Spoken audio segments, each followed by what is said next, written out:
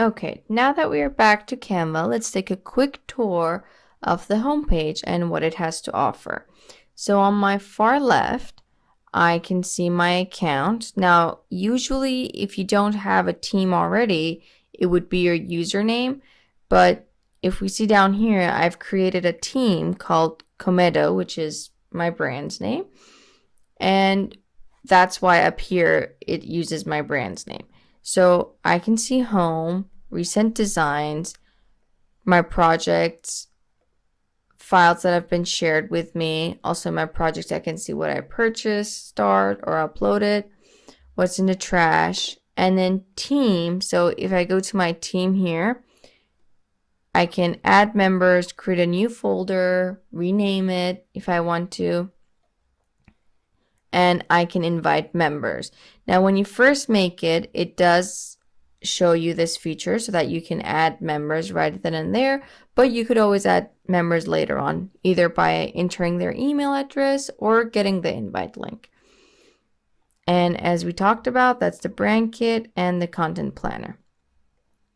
And then here I can see templates. So there are some for social media, whether it's Instagram, Facebook, YouTube, LinkedIn, the personal feature, which is invitations, cards, resumes, postcards, weekly schedule planning, which is really good, and t-shirts. So if you do, especially if you do things like on-demand printing, this could be very useful.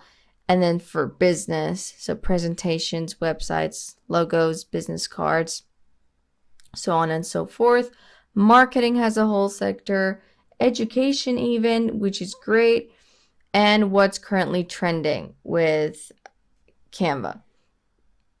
The different features, so photos, icons, print products, apps even, explore and download if you want to download it. There are some easy courses that you could follow and the pricing that we've talked about. So now that we are familiar with this side, let's look at settings. So here you will see your email address, your name if you want to upload a photo. And in the beginning, when you make your account, it does ask you, Canva asks you what this is for, so it can better help you with in terms of templates. But you could always change this here. And then the language and other connected social media accounts. You could also choose your theme, accessibility. So that was settings, notifications, and then again, account settings, get help, get the Canva apps, sign out, and all. All right, so I'm just going to go back to the home page.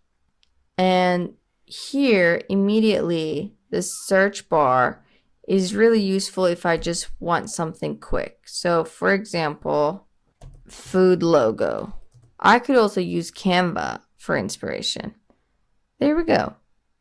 And I could filter things here. So I want a logo, as I mentioned. I want it to be modern and the theme should be food.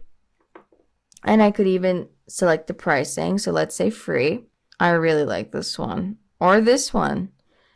And I can even pick the color, which is great. So let's say green, red, and so on and so forth. So that was the filter, and you can clear them all here. And then now there's also some shortcuts. So when you first come to the home page, Canva doesn't want to make you feel lost. So it will show you immediately, make a video, Facebook post, logo, and so on and so forth. And up here, you could customize and type in the desired size that you're looking for.